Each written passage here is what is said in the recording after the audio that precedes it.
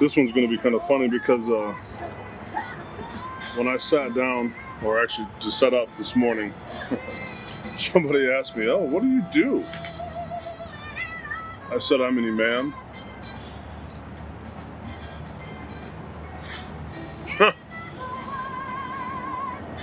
Big old 6'5" dude in a thobe,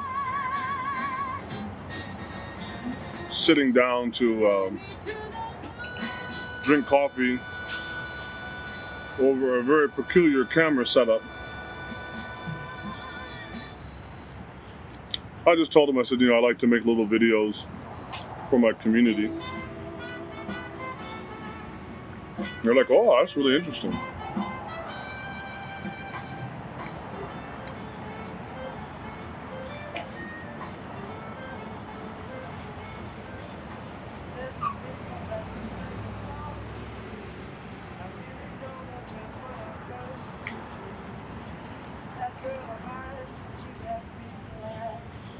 We should all give some time to think about the power of influence.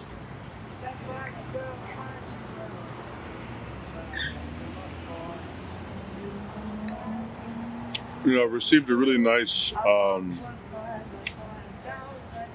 message here on my Facebook account, and there was a brother who left a comment, Brother Barron.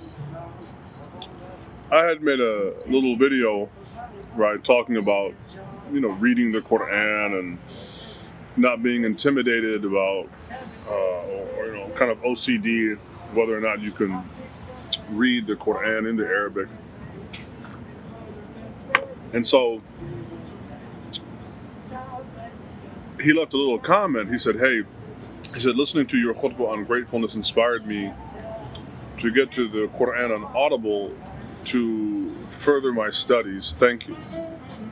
Well, thank you, Baron. That's a really nice compliment.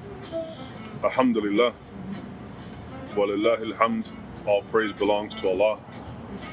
But it speaks to the power of influence, in that we all have, to some capacity, the power to influence, well, of course, ourselves, and to influence others.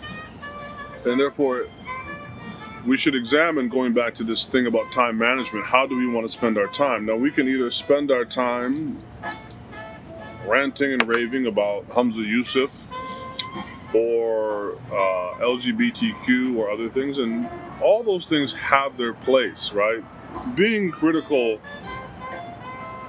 of leaders in the community has its place.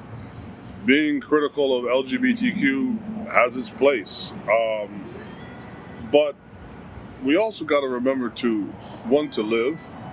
live well, encourage others to live well, right? وَبَشِّرِ الَّذِينَ آمَنُوا, right? And spread the good news. And this is just a reminder to me, because, sometimes you do this, man, setting up this camera, this whole joint, it's kind of, it's kind of a procedure. But alhamdulillah, it was a beautiful reminder that, okay, made one little video or recorded one little khutbah, whatever that it was.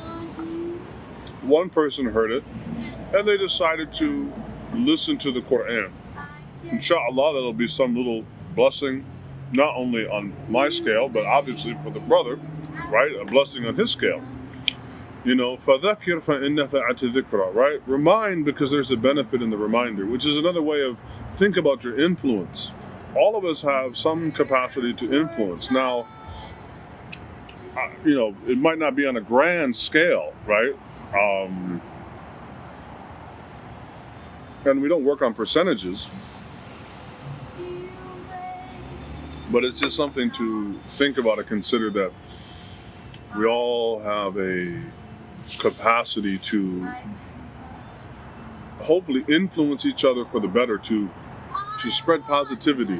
There's enough negativity, and again, there is a time and place. I mean, Allah says, "Al-amr bil ma'rufi wa nahy anil munkar." Allah does talk about many places in the Quran about commanding to the good and forbidding the evil. So there is a place to talk about oppression, to talk about all types of fawahish, all types of obscenities and evil things.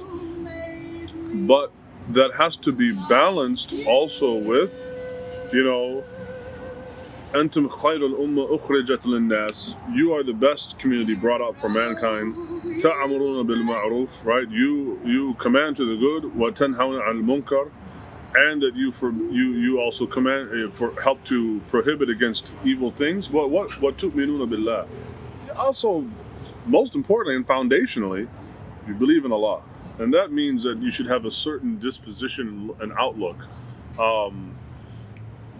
You know, for young influencers, young imams, young leaders out there, remember to balance reminding the people about correct morality, reminding the people to stand up for justice, reminding the people to speak out against oppression.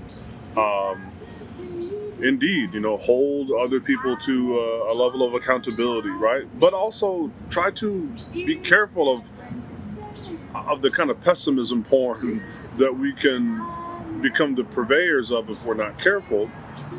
That can actually have the opposite intended effect. It can actually wear down the iman of people if they don't feel like, well, you know, unless Islam is, you know, unless the world is completely run by Islam, then, you know, everything is just kind of gloom and doom.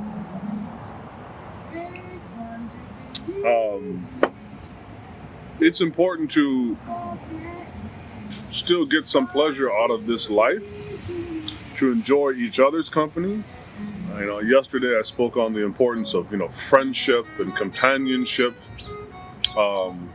There is nothing like a good friend in this life, especially one that can remind you of Allah, remind you of the Prophet, remind you of the final hour, remind you of the Day of Judgment. But also in between those is pleasant to be around, and someone you can